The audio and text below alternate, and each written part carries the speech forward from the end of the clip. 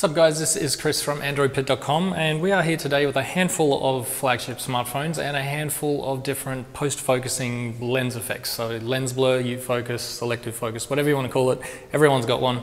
We're going to test them out today, see how convenient they are, how well they work, and whether it's worth really paying $600 or $700 for a flagship phone that has one when you can get the Google camera for free from the Play Store. So let's have a look. Okay, so we've got the Galaxy S5 here. On the Galaxy, it's called selective focus, but it's much the same as all the others. So the first thing you need to do is turn it on. We've got our scene here. So let's go to settings. Over here, you'll see selective focus is off. Now I've got it on, and you'll get some descriptions on what you should be doing. Sounds fabulous. Okay, so once we've got it on, all you have to do is take a photo. So let's focus there. Our photo, see if it works. Excellent, it works. Not every time does it work. You have to make sure you've got the scene set up the way that you want it. So once you've taken your photo, you can see there we've already got some blurred effects in the background. And U-focus is up the top there. So on the S5 there's only a few options. You've got near focus, which you can see here. We've got our foreground in focus and our background out of focus.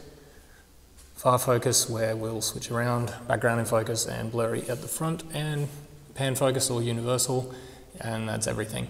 That's really all there is to the S5. It works okay, it's not fantastic. The range is pretty limited. It's either foreground or background, or obviously everything, but it's okay. It's far from fantastic, but it'll do.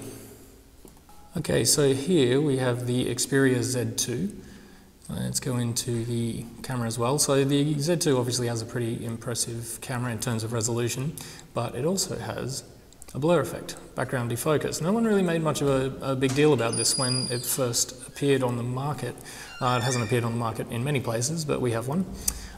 Okay, so once you're in the mode, set your focus and tap an object anywhere. Let's go again with the foreground on our dot case.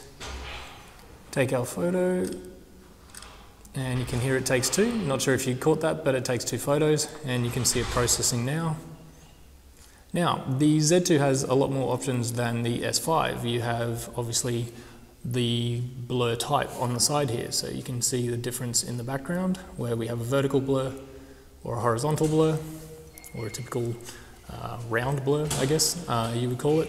But you've also got the amount of blur that you have. Now, you can't change the spot focus on the Z2. Wherever you focus the photo in the beginning is where you will keep your focal point. However, the range of focus effects is pretty impressive. I really quite like it. Okay, let's take another one.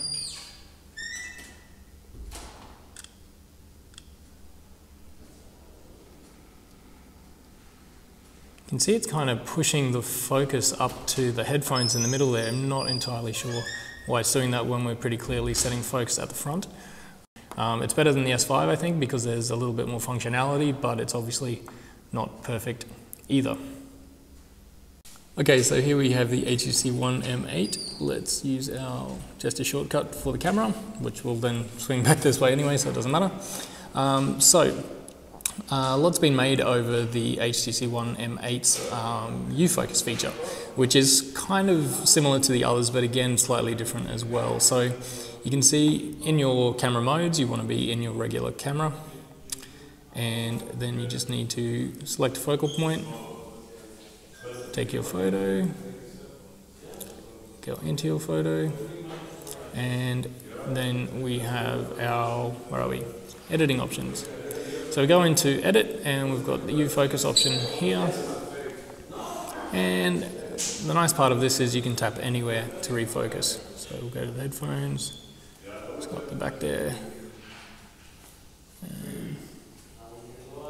So you can see it's a lot, the range is a lot better than on both of the previous devices, partially because you've got more options of foreground and background, but also because you can change the focus point rather than on the Z2 where you can only change the blur of the focus around the focal point in the photo that you actually took. So at the moment I'm thinking the U-focus feature on the M8 is a bit of a winner, but you've got to keep in mind this costs a fair bit of money to pick this up. Okay, so last but not least, we have the Nexus 5 with the new Google Camera app, which is available for free in the Google Play Store. Now, this app is pretty fantastic, not only because it works extremely well, but also because it's free. So we're in camera, but you've got the lens blur option there, so we'll switch over to that. Has a different aspect ratio to most of the other devices, but that's because the 4:3 ratio is actually what you get in the photos. So you're actually seeing on the viewfinder what you will actually get in your photo. So you may not like it, but it works. So once we're in lens blur, take your photo and then you just have to tilt it up. It takes a little bit of getting used to if you haven't done it before. But once you get the motion, it's pretty easy. You just need to keep your subject centered in the center of the frame. Once it's done, we can go in and start playing around. So much like we just saw with the M8, you can select focal points anywhere, and it's quite fast.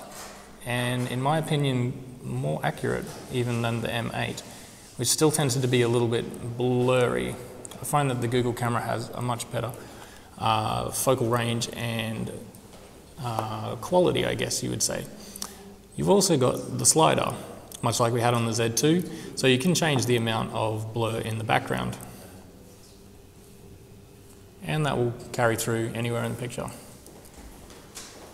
And that is it. Saved. So that's the lens blur effect on the Google camera on the Nexus 5. Okay, so there we have a range of different lens blurring options or post-focusing, whatever you want to call it, on a variety of different flagship devices as well as an app, free in the Play Store. Now you may have picked up that they seem to get a bit better as the video went on, and there's a reason for that. I think that's pretty much the order of the best in class. I think the worst in class would have to go to the S5. I think it's quite limited, it's pretty patchy, and I'm not much of a fan. If we go on to the Z2, I think it's much better, but the lack of ability to change the point of focus is a bit of an issue for me, even though I do like the ability to change the amount of blur you have.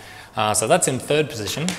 Fourth position, I'm going to give it to the HTC One M8. Again, I like that you can actually change the point of focus, but again, it's not perfect. It's much better than I think than the other two, but still, it's definitely not the best. Strangely enough, and I'm not biased just because this is my phone, but I think the Google camera, it just wins, hands down.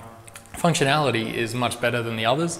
You can change the point of focus, you can change the amount of blur, it's snappier, seems to be more accurate to me, and it's free for any phone, running KitKat, of course. But when you think some of the selling points of these flagship devices is that they have these features and they cost $700, you can take any phone that you've got running KitKat and install the Google camera for free and get much the same thing. And in my opinion, it'll be better.